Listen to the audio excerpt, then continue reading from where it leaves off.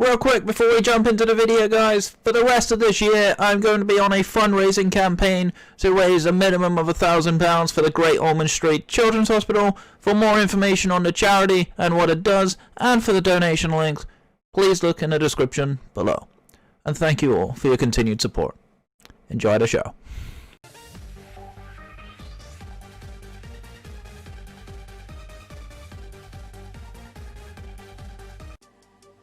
What's going on, guys? Ribombees teacher and us, and we're back with the LGL.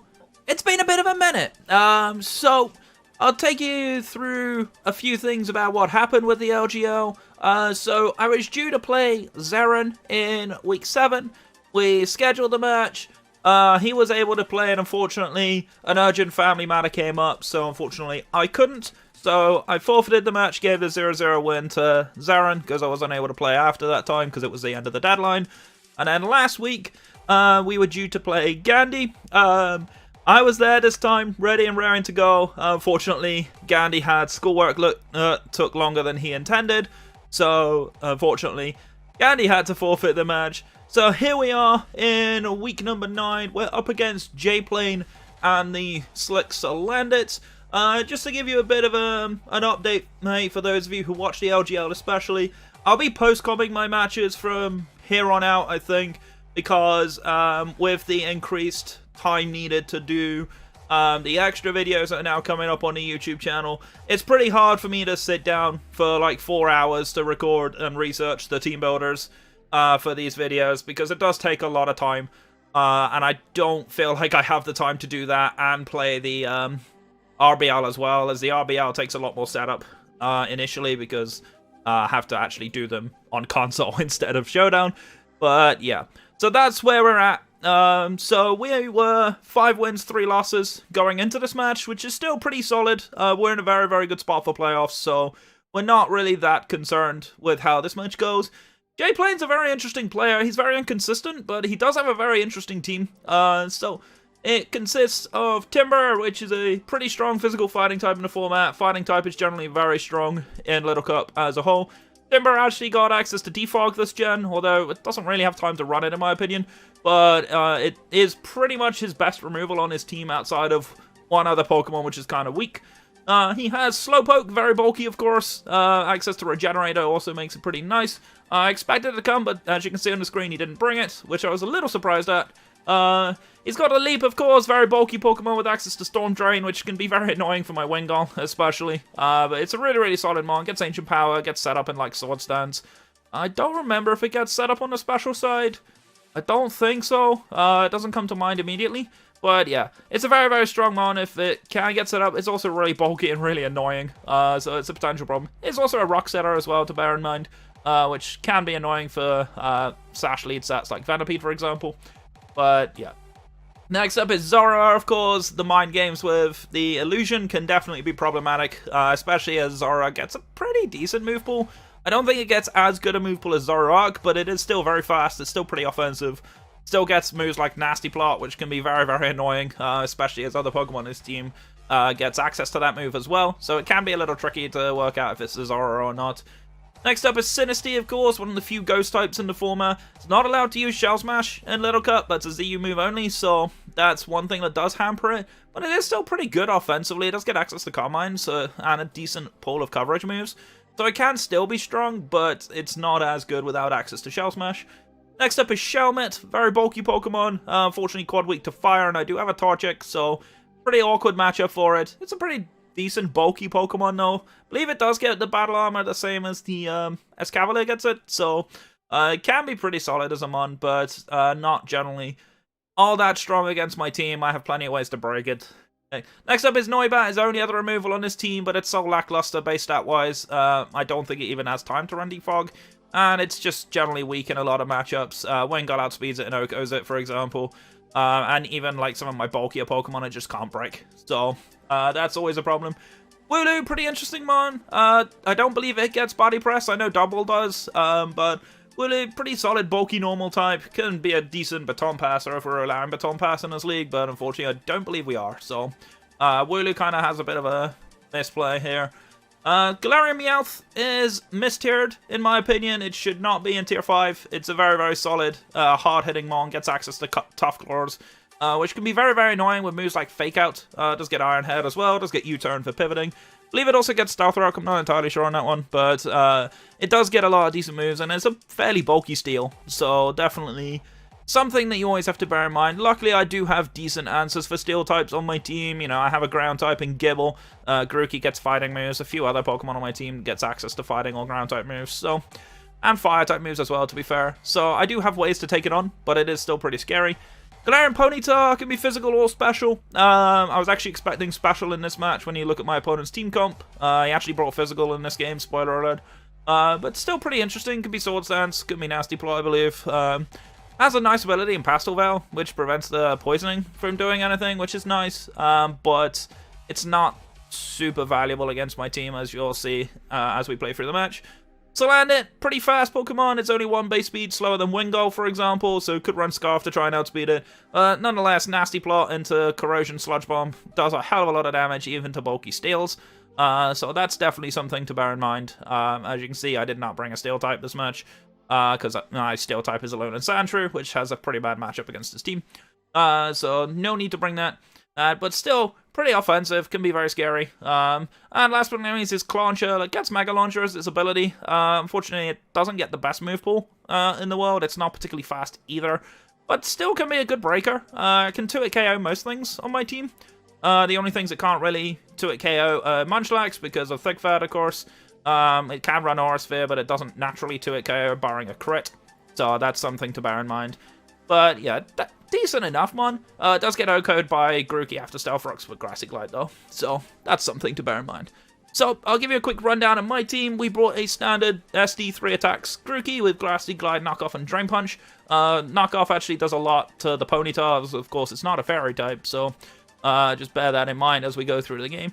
Gibble is a Rough Skin Rocky Helmet set with the goal to basically cripple the Meowth and the Timber if it comes in. It has Rocks, Earthquake, Stone Edge, and Dragon Claw. Pretty much the best moveset I could think of for his team, because there was not really much of a reason for me to run Iron Head when Earthquake does actually decent damage to Lily. But anyway, we have a standard Curse Restock Munchlax with Mono Earthquake. As I didn't expect Noibat to come, but Earthquake hits basically everything on his team, so didn't have a reason not to run Earthquake. Gonna run Body Slam here, honestly, but as I half expected Sinisty to come, which it didn't, I didn't want to be walled by Sinisty, so I ran Earthquake instead. We've got a Choice Scarf Wingull here with Scald, Hurricane, Ice Beam, and U-Turn. This allowed me to basically hit as much as possible. The goal with this was really to Oko Salandit, and to also chip down a lot of things like the Timber. If I can get some damage off, get a free attack off, then we are good to go. We're running a bulky Carmined Hatena with 3 attacks, not actually Mystical Fire. I ran Dark Pulse, Psychic, and Dazzling Gleam. In hindsight, probably should have run Mystical Fire for Meowth, as Meowth was a fairly easy switch in. And then we have a standard Sash Lead, Double Spikes Venipede with Spikes, T-Spikes, Endeavor, Protect. Nothing too fancy, but specially bulky, which actually helps us out a lot in this match, as you shall see. So, the 6 I expected him to bring. I knew Salandit would probably come, Lilip was coming, Meowth was coming. Those 3 were pretty much a given. The rest of his team wasn't too sure of. I thought Zora had a decent matchup against my team. Sinisty could potentially have come. And Slowpoke, despite being semi-weak to Grookey, can actually wall quite a few of this team. So I was a little surprised not to see it. But nonetheless, you see, he brings Lilip, Salandit, Timber, Galarian Ponyta, Galarian Meowth, and Clauncher. Pretty interesting team. Something worth noting about this team is it has 0 removal outside of potential defog on Timber, which you'll see actually does not play too well for him during this match. So let me show you what happened and potential things. So his lead for me was either Lilip for Rocks or Meowth for Rocks, in my opinion, or for a potential Fake Out. So I'll show you through what happened. I led Venipede just because I wanted to see what he'd go for. The nice thing about going Meowth was that I can switch freely into Gibble on the Fake Out, which does crit, which is kind of funny, but as you can see, he takes Rocky Helmet and Rough Skin damage, and then he switches into Lilip, which gives me 3 Rocks. So this is a pretty nice turn for me, because unless he decides to go Timber for whatever reason, I'm pretty free to go into Munchlax here, which is exactly what I go for, because I didn't expect him to switch, but he actually goes for Swords Dance. Pretty interesting play as he's SD Rock Slide. Definitely an unusual set in my opinion. I don't think I've seen it before. But as you can see, after the curse, these rock slides are not doing too much, which gives me free time to just set up as many curses as I want. Because this Lalip is not going to do that much to me. The hindsight being 2020 here is I would have liked to have run more attack on my Munchlax. I actually ran full Spadef with pretty high defense and then a little bit of attack investment. But you'll see why I would have wanted more attack as we go through. As we do go full to +6/+6 in my case and +6 attack on his part, which means his rock slides are really not doing that much. He could go for the flinch, of course, but as you can see, if I was more attack invested, that would kill. But I think the other side of this is I probably would die to some of these rock slides. So we do get our rest up. We're back at full health. Now, this is where we get a little unfortunate, because we sleep talk into rest, and then my opponent, unfortunately, crits this Aura Sphere, which means that I can't stay in anymore and try and get an Earthquake off. So I have to switch into my Hatana, which absolutely eats an Aura Sphere because it's especially bulky. And he makes a great play here by going into Meowth, because I don't have Mystical Fire, so he was baiting me here, so I got greedy when I Calm Minded. But I still have the free switch into Gibble, which can again get the Rusty and Rocky Helmet damage off the U-turn. As he goes back into Clauncher, which I can freely sack this Gibble now. I chip down to Meowth, which is what I wanted. So now I can go into my Venipede. Now this is where the Special Bulk pays off nicely, because with the speed boost, I'm now faster than this Clauncher, so I can just set up as many layers of spikes as I want. I debated a little bit here if I wanted a Toxic Spike, but I think the 3 layers of spikes is actually better, as it prevents the Lalip from coming back in. So Venipede goes down, but now we get into Grookey, which gets a free Grassy Glide and kills the Clauncher. Always nice. And so, not a bad start for us. We're in a good position here. Here comes the Salandit, which takes a huge amount of damage from switching in. I actually don't OHKO it with the Grassy Glide, so I switch in Munchlax, as I know it's got 2 turns of rest. I can sack this Munchlax, I don't need to worry, as he does Sludge Bomb and kill me. But on the face of it, this is bad, but Wingull comes in and gets a free Scald. Now, the reason why here this is a free Scald is because with the rocks up plus the 3 layers of spikes, the Lalip had Storm Drain, now can't switch in, as it actually just straight up dies to entry hazards. So at most, he would be switching out his Salandit just to take more damage and die anyway. So at this point, the Scald was completely free, as it hits everything that's left on his team pretty darn hard. So definitely a positive turn for us. This definitely opened up the game for us to just straight up win it. So in comes the Ponyta. As you can see, it takes a huge amount of damage.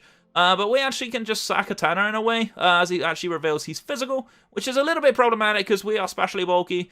So the Play Rough will actually kill my Hatana here, but that's fine, because actually now this is in Grassy Glide range for Grookey.